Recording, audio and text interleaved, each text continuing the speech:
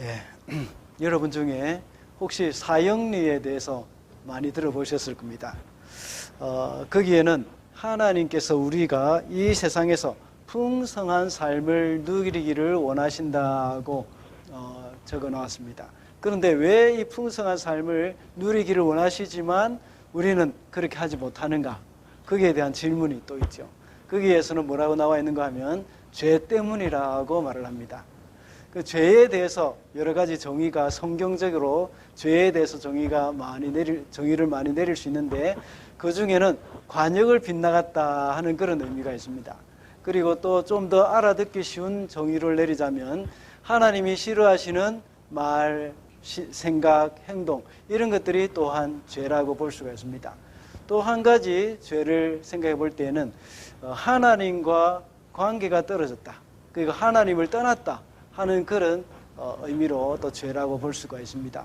하나님을 떠난 것은 바로 처음부터 아담과 하와가 이 땅에서 이 에덴 동산에서 하나님 앞에 범죄함으로 하나님의 말씀을 거역함으로 말미암아서 하나님을 떠나게 되어졌습니다.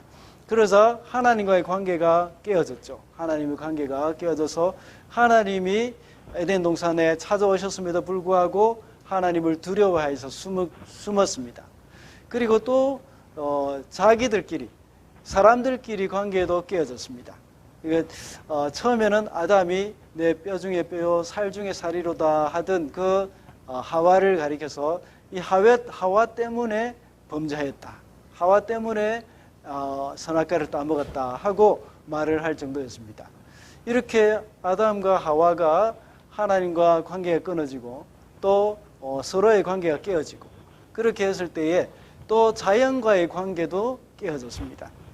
아담과 하와가 하나님 앞에 범죄했을 때에 땅에서 가시와 은근키를 내었다고 말씀하고 있죠. 그리고 그 이후로 또 아담과 하와가 다스리며 돌보아야 할 그 짐승들이 다 사람을 두려워하고 또 사람을 해치기도 하는 그런 일들이 일어난 겁니다.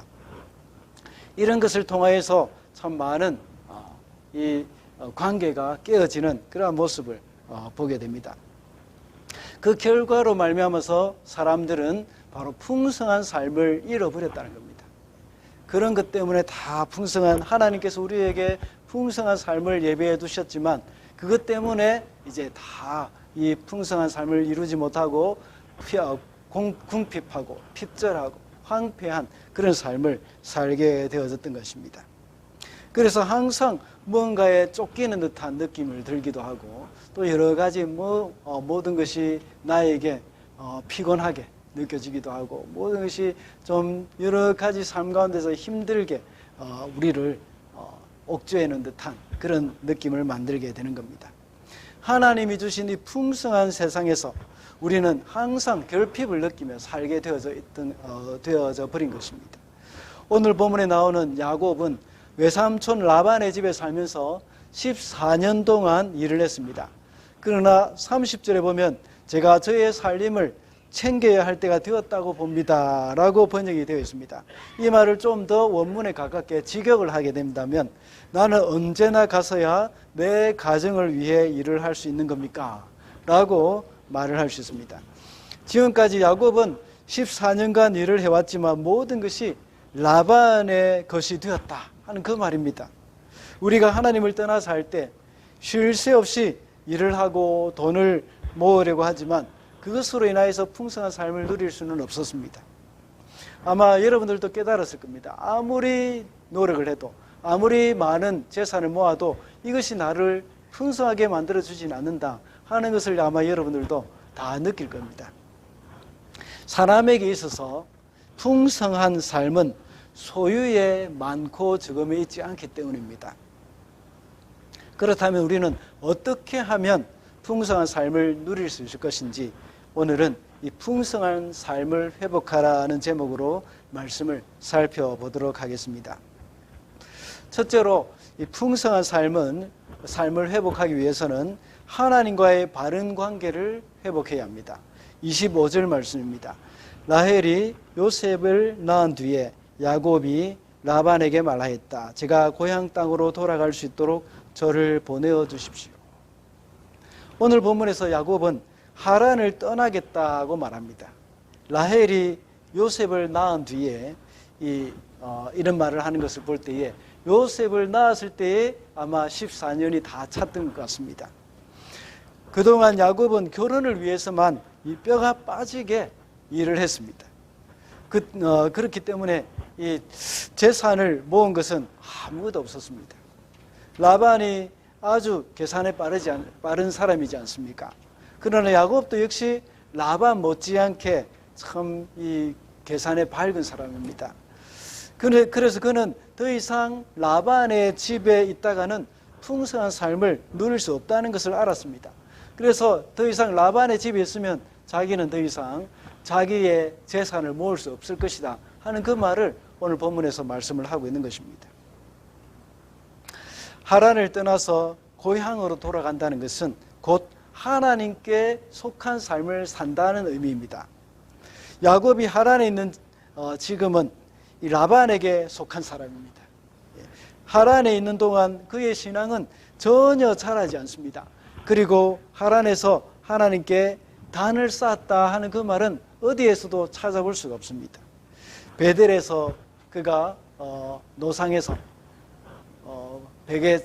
베개를 하고 자던 그 돌에 그 돌기둥에 기름을 부은 이후로 그는 한 번도 하나님 앞에 단을 쌓거나 예배를 드린 적이 없었습니다. 그러다가 33장에 보면 그가 이 가나안 땅에 들어가서 거기 세겜에 이르러서 거기서 비로소 하나님 앞에 단을 쌓고 여호와 이름을 불렀다고 이렇게 말씀하고 있습니다. 그만큼 하란이 야곱에게 있어서는 영적인 불모지였습니다. 야곱은 하란에 있는 것과 하란에 있는 한 하나님과의 그런 관계 회복은 어렵습니다. 왜냐하면 하란에 있는 그 동안에 야곱은 라반에게 속한 삶을 살고 있었기 때문입니다. 하란을 떠날 경우에 그는 먹고 살 길이 막막할 수도 있습니다. 15명이나 되는 자식을 데리고 가나안으로 간다고 하더라도 쉽게 살 길을 찾을 수가 없습니다. 그럼에도 불구하고 그는 라반에게 속한 삶을 뿌리치고 나와야 했습니다. 그래서 가나안으로 감으로 말미암아서 하나님께 속한 삶을 다시 회복해야 합니다. 거기서 출애굽한 이스라엘 백성과 같이 하나님이 내려두시는 기적의 음식, 만나와 메추라기, 그리고 또 반석에서 솟아나는 그 물, 이런 것들을 경험하면서 하나님이 도우시는 그 도움을 받아야 하는 그러한 야곱의 삶이었습니다. 그렇지만 그는 그것이 두려워서 또다시 주저앉고 마는 것입니다. 어떤 학자들은 야곱이 하란에서 라반의 집에 있는 것을 출애굽하기 전 이스라엘 백성들이 이집트에서 생활한 것과 비교하기도 합니다. 이스라엘이 출애굽하여서 광야로 간다는 것은 바로 왕에 속한 삶을 떠나서 하나님께 속한 삶의 시작이라고 볼 수가 있습니다. 그래서 하나님은 모세를 통하여서 이 바로 왕에게 명하여서 내 백성을 보내라. 그들이 광야에서 나를 섬길 것이라고 말씀하셨습니다. 이집트에서 종노릇 하던 백성이 이집트를 떠나서 광야에서 하나님을 섬기고 예배하는 삶을 살아감으로써 하나님과의 그 관계를 회복하게 되는 그러한 장면이라는 겁니다. 야곱도 하나님과의 관계를 회복하고 풍성한 삶을 살기 위해서는 하란을 떠나서 라반에게서 벗어나야 합니다. 지금까지 야곱은 하나님께 속한 삶이었지만 하란에 있는 동안에는 그 삶을, 그 사실을 잊어버렸습니다. 그래서 계속해서 라반에게 속한 삶을 살면서 그의 삶은 핍절해졌던 것입니다. 야곱이 이렇게 말로 선포함으로 말미암아 그는 라반에게서 떠나는 삶을 시작했던 것입니다. 물론 라반과 타협하지 않고 곧바로 가나안으로 갔어야 했습니다. 그래서 완전히 하나님만 의지하면서 사는 삶을 살아야 했습니다. 그러나 이렇게 선포함으로 그의 삶은 하나님께 속한 삶이 시작이 된 것입니다. 오늘날 우리 그리스도인들도 역시 하나님의 자녀이지만 이 땅에 살동하는 이 사탄의 영향력 아래서 완전히 벗어난 것은 아닙니다. 사탄은 예수 그리스도로 인하여서 완전히 패배했습니다. 그러나 여전히 마지막 때까지, 주님 다시 오실 그때까지 사탄은 여전히 활동을 하고 있습니다. 이런 상황 가운데서 우리가 알아야 할 것은 우리는 이 세상에 속한 사람이 아니라는 사실, 그것을 알아야 합니다. 그 대신 하나님께 속한 사람이라는 사실을 명심하고 살아야 한다는 것입니다. 그래서 늘 하나님과의 관계를 놓치지 않고 살아야 합니다. 우리가 이 세상에 살면서 참 바빠서 하나님과의 관계, 또 하나님께 속한 사람이라는 사실을 잊어버리고 살 때가 참 많이 있습니다. 그렇게 살 때는 어떻게 됩니까? 삶이 핍절해지고 황폐해지기 시작합니다. 우리가 바쁘면 바쁠수록 하나님과 관계에 소홀해서는 안 됩니다. 아마 여러분 대부분 그런 경험을 했을 것입니다. 하나님과 관계를 깊이 맺고 참 기도하고 은혜스러운 생활을 할 때에는 참 여러분들의 마음에 평강이 있고 또 가족 간에도 평강이 있고 참 기쁘고 즐거운 생활이 연속적으로 일어날 것입니다. 그런데 여러분의 삶 가운데서 하나님과 멀어질 때에, 그때에 아마 여러분의 마음이 거칠어지기 시작하고 황폐해지기 시작하는 그런 것들을 여러분들 많이 경험했지 않습니까? 그런데 참 이상하게도 다시 하나님께 엎드리는 그 일이 정말 어렵게 느껴지죠. 우리는 그래서 결단을 해야 합니다. 결단을 하면서 우리가 하나님 앞에 엎드리고 하나님과의 관계를 회복하도록 우리가 힘을 써야 합니다. 바쁘다는 핑계로 하나님과 관계를 소홀히 한다면 우리의 삶은 점점 더 황폐해져 가고 어느새 또다시 우리는 라반에게 속한 사람이 될 수밖에 없습니다. 라반에게 속한 사람, 다시 말하자면 이 세상에 속한 사람이 된다면 계속해서 우리는 풍성한 삶을 회복하기가 쉽지가 않습니다. 특별히 우리 아기를 키우는 우리 이 젊은 부모님들, 이 부분에서 너무나도 여러분 실감할 겁니다. 아기를 키우면서 잠도 제대로 못 자고, 밤이면 아기 울면 금방 또 일어나서 젖을 줘야 되고, 이럴 때에 정말 하나님께 가까이 가기가 힘이 듭니다. 예배 시간도 마찬가지지 않습니까?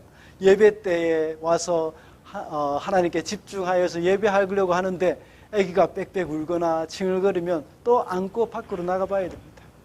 그것이 여러분의 여러 가지 하나님과 여러 가지 상황으로 말미암아서 하나님과 멀어지게 만드는 것이죠.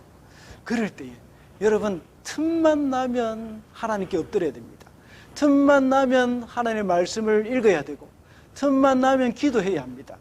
틈만 나면 아기 보는 것 때문에 힘들었기 때문에 이제 보상 심리로 좀 쉬면서 유튜브 보고 또 여러 가지 드라마 보고 이렇게 하고 싶은 마음이 많을 것입니다. 그러나 그렇게 하다가는 자꾸 라반에 속한 삶을 살게 되는 겁니다. 여러분들 그것을 기억하셔야 됩니다. 하나님 앞에 나가는 삶, 틈만 나면 주님 앞에 엎드리는 삶, 이것이 바로 저와 여러분이 살 길이라는 사실 잊어서는 안 되겠습니다. 둘째로 풍성한 삶을 회복하기 위해서는 사람과의 바른 관계를 회복해야 합니다. 29절과 30절 제가 읽어보겠습니다. 야곱이 그에게 말하였다. 제가 장인어른의 일을 어떻게 해드리고 장인어른의 가축대를 얼마나 잘 보살폈는지는 장인어른께서 잘 아십니다. 제가 여기에 오기 전에는 장인어른의 소유가 얼마 되지 않았으나 이제 때가 크게 불어났습니다. 주님께서는 제가 하는 수고를 보시고서 장인어른에게 복을 주셨습니다.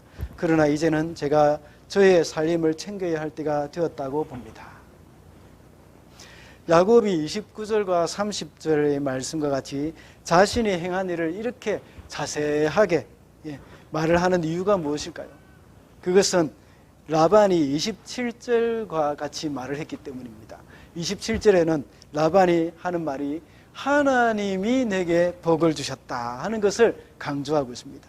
그러므로 우리가 이 풍성한 이렇게 삶을 누리게 되었다. 그러면 내가 이렇게 많은 재산을 모으게 됐다 하는 그 말을 합니다. 라반이 하는 말 속에는 모든 것을 하나님의 은혜로 돌리는 것 같습니다. 그렇지만 사실은 전혀 신앙적인 말이 아닙니다. 특별히 하반절에 보면 점을 쳐보고 알았다 하는 그 말을 볼 때 더욱더 우리가 확실하게 알 수가 있습니다. 전혀 신앙이 없다는 것입니다. 오히려 야곱이 한 일에 대해서는 애서 이 평가절하하려고 하는 그런 라반의 속셈입니다. 그리고 온갖 이 방법을 다 동원해서 이 야곱도 이렇게 이 튼튼한 양은 자기의 양이 되게 만들고 또 허약한 양은 외삼촌의 양이 되도록 이렇게 해놓았던 것입니다. 그렇게 해서 양은 이렇게 자기의 양을 많이 만들고 염소도 많이 만들고 가축을 많이 생기게 했던 겁니다. 이렇게 해서 부자가 돼도 진정한 풍성한 삶은 살 수가 없는 것입니다. 주로 이단 사이비들을 보면 공동체 생활을 하면서 노동력을 착취하는 경우가 많지 않습니까? 신도들에게, 그 이단 신도들에게 많은 일을 시키면서 하는 말이 그들이 섬기는 신을 위해서 해야 한다는 겁니다. 그리고 급여는 아주 조금 줍니다. 그리고 겨우 생활을 할 정도로 그렇게 만들어줍니다. 노동자들이 열심히 일을 해서 나온 결과에 대해서 역시 그들을 칭찬해 주거나 급여를 더 올려주지 않고 그들이 섬기는 신이 도왔다 하고 말을 하는 겁니다. 또 반대의 경우도 있습니다. 신앙이 좋은 사장이 있으면 그 사장의 신앙을 역이용하는 그러한 이 직원들도 있습니다. 신앙이 좋은 사장이 가지고 있는 그 너그러운 마음을 이용하는 것입니다. 그래서 일을 게을리하면서도 좋은 대우를 받고 싶어 합니다. 그렇게 하다가 사장이 한번 이렇게 막 야단을 치고 화를 내면 이 사장을 욕합니다. 예수 믿는 사람이 너그럽고 관용하는 마음이 있어야지 저렇게 하면 안 된다고 막 사장에 대해서 판단을 합니다. 자기 잘못은 생각도 안 하고 그러면서 예수쟁이는 다 그래 하면서 또 욕을 합니다. 이것이 큰 딜레마입니다.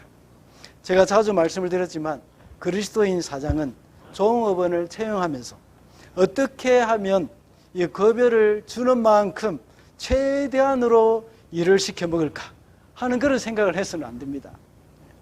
그래서 얼마나 일이 많이 바쁩니까? 그러면 일이 바쁘면 직원을 더 채용을 해야죠.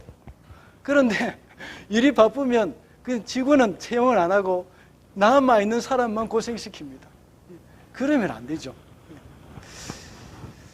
이렇게 생각하다가 그 사장도 종업원도 풍성한 삶을 누릴 수가 없습니다.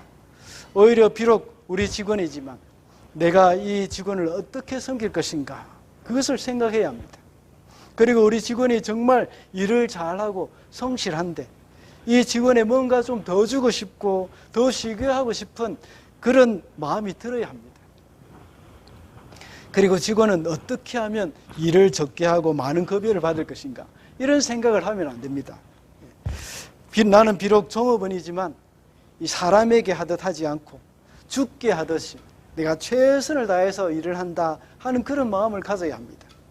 이렇게 하는 것이 직업 가운데서 우리의 삶이 풍성함을 누리게 만드는 그러한 길이라고 할 수 있습니다. 그런데 오늘 본문에 나오는 라반과 야곱은 그렇지 못했습니다. 26절에서 야곱이 이제 떠나겠다고 말을 하면서 자기가 장인 어른에게 얼마나 많은 유익을 줬는지 알 것이라고 말을 합니다. 그럴 때 라반이 어떻게 대답합니까? 아까 말씀드렸던 것처럼 야곱이 한 일에 대해서 칭찬을 하기보다는 이 모든 것이 하나님이 주신 은혜였다라고 말을 합니다. 그러면서 이제 품삯을 정해보자 하고 말을 하는 겁니다. 그래서 야곱이 들을 때는 어떻게 했습니까? 기분이 좋지 않습니다. 그래서 29절과 30절과 같이 말을 더 이어서 하고 있습니다. 야곱이 그에게 말을 했다 하면서 제가 장인어른에게 어떻게 해드리고 장인어른의 가축대를 얼마나 내가 잘 보살폈는지 그것은 장인어른께서 잘 아십니다. 제가 여기 오기 전에는 장인어른의 소유가 얼마 되지 않았으나 이제 때가 크게 불어났습니다. 주님께서는 제가 하는 수고를 보시고서, 그러니까 제가 하는 수고, 이걸 아주 강조하고 있죠. 제가 하는 수고를 보시고서 장인어른에게 복을 주신 것입니다. 그러나 이제는 제가 저의 살림을 챙겨야 할 때가 되었다고 봅니다 하고 대답을 하는 겁니다. 이 세상에서도 기업주와 직원 사이에 서로 최선을 다해서 세워주고 인정해주는 것이 중요합니다. 이렇게 하는 것이 바로 사람과의 관계를 바르게 세워나가는 길입니다. 우리는 하나님과의 관계뿐만 아니라 이 사람과의 관계도 역시 바로 되어야 풍성한 삶이 이루어진다는 것을 기억해야 합니다.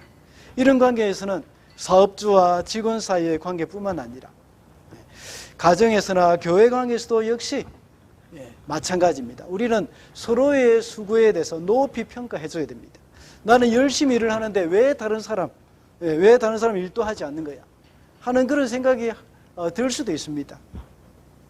또 여러분의 가정에서도 여러분의 남편이 열심히 일을 해서 집에 들어와서 이렇게 수입이 들어왔다면 그것에 대해서 남편에 대해서 칭찬을 해줘야 됩니다.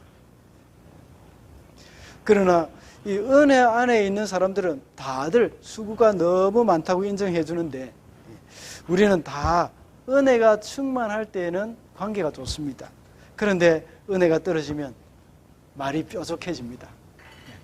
그리고 상대방을 뾰족한 눈으로 보게 됩니다.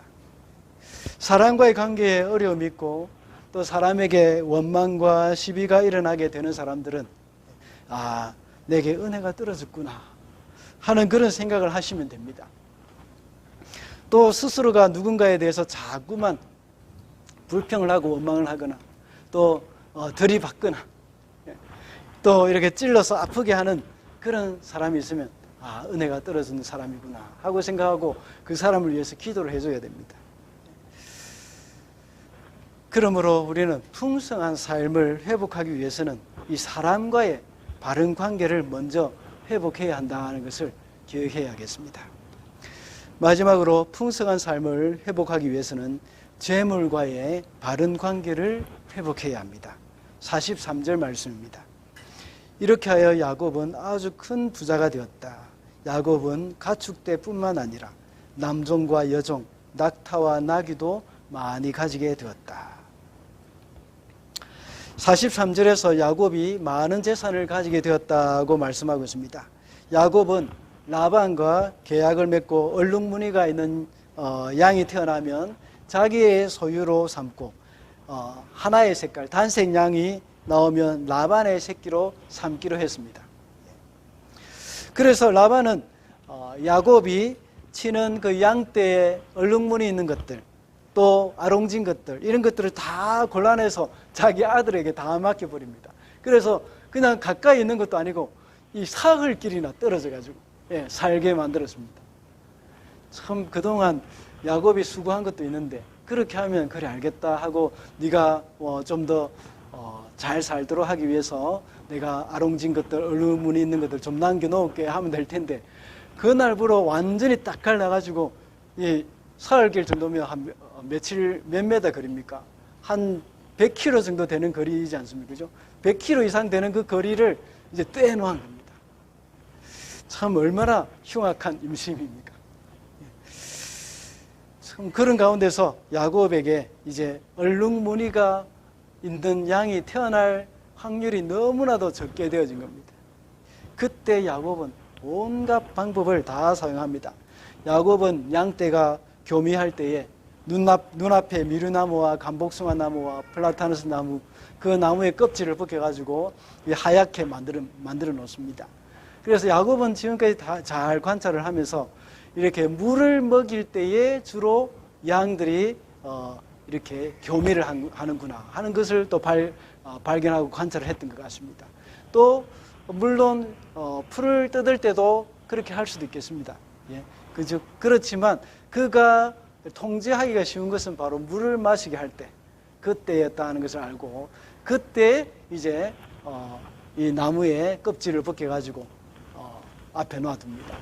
그렇게 해서 건강하고 튼튼한 양은 그렇게 하고 그렇게 어떤 조치를 취해놓고 또 약한 양은 서로 이렇게 짝짓기를 할 때에는 그냥 놔둡니다.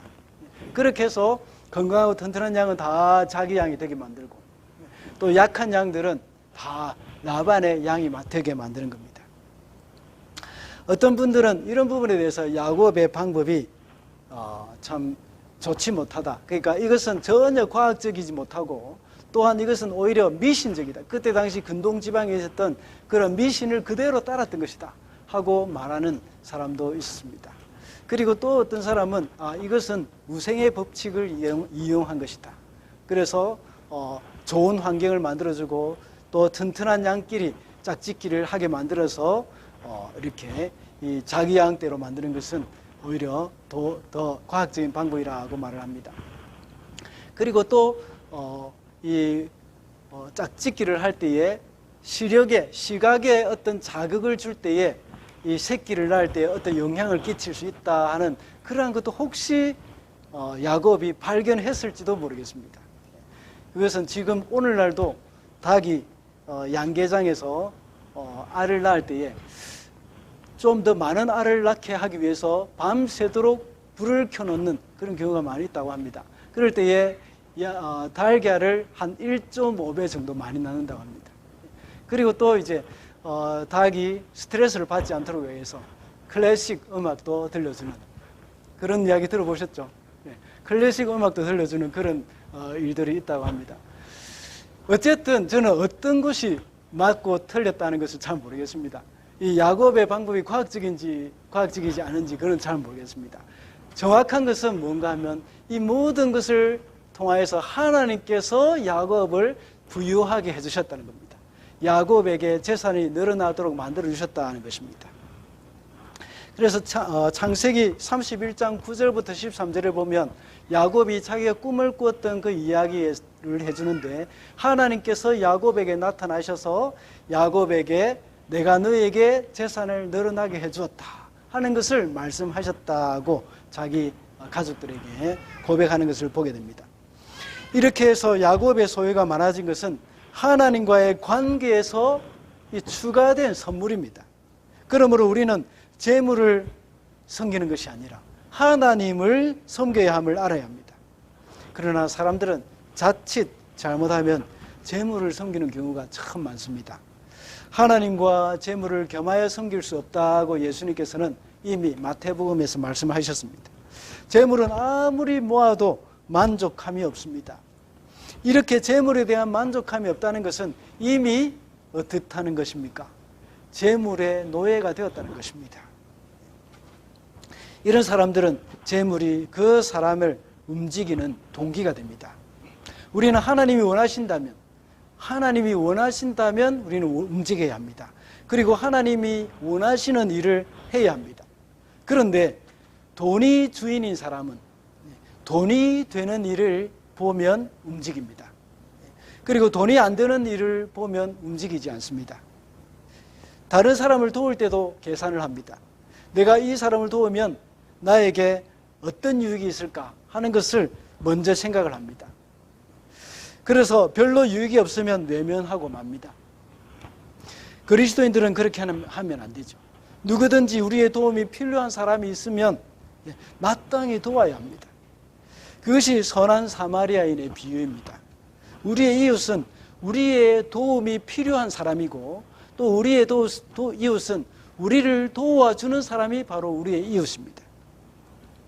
그리고 또 다른 측면에서 볼 때 돈이 있으면 일을 하고 돈이 없으면 아무리 필요한 일이고 또한 해야 할 그런 일이라고 하더라도 또 심지어 하나님이 원하시는 일이라고 하더라도 돈이 없으면 하지 않습니다.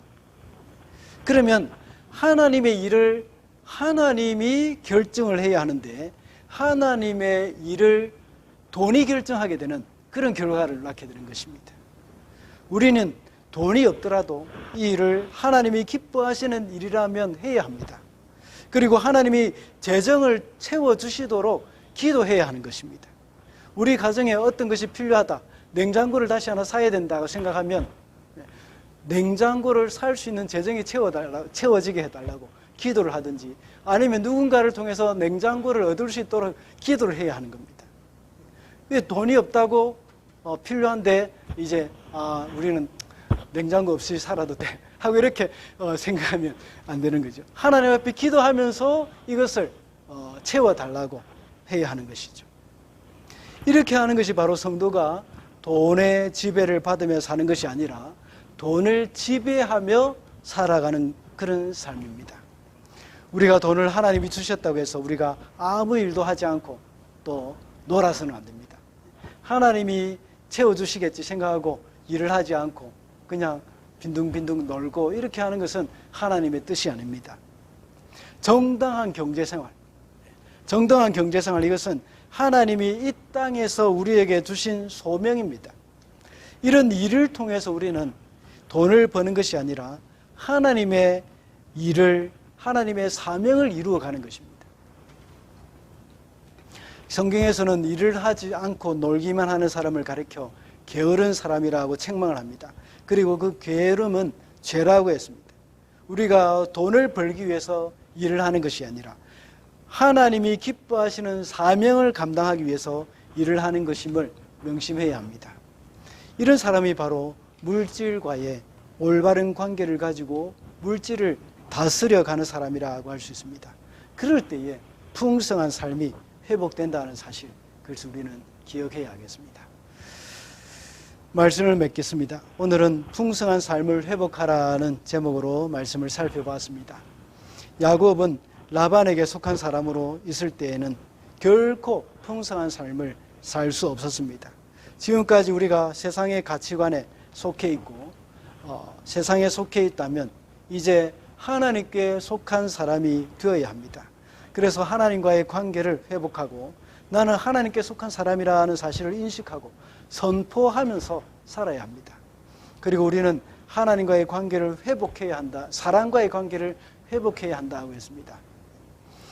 야곱은 라반 밑에서 일을 했지만 두 사람은 서로 배려하고 섬기는 마음이 없었습니다. 라반은 어떻게 하면 노동력을 착취할까 생각하면서 야곱에게 일을 시켰습니다. 그리고 야곱은 어떻게 하면 외삼촌의 재산을 내 것으로 많이 가져올까 하는 그런 생각을 가지면서 일을 했습니다. 그러나 사람과의 관계를 회복하고 서로를 섬기는 마음, 이것을 가지고 살아갈 때에, 이 마음을 가지고 살아갈 때에 진정한 풍성한 삶을 회복할 수가 있습니다. 마지막으로 물질과의 관계도 역시 회복해야 한다고 했습니다. 우리는 물질을 다스려야 하는 사람입니다. 그런데 대부분 사람들이 물질의 노예로 살아가고 있습니다. 돈이 우리의 주인이 되지 않고 하나님이 우리의 주인이 되도록 해야 합니다. 그래서 물질을 다스리며 물질과의 관계를 회복함으로 삶의 풍성함을 회복하게 되는 저와 여러분이 되시길 바랍니다.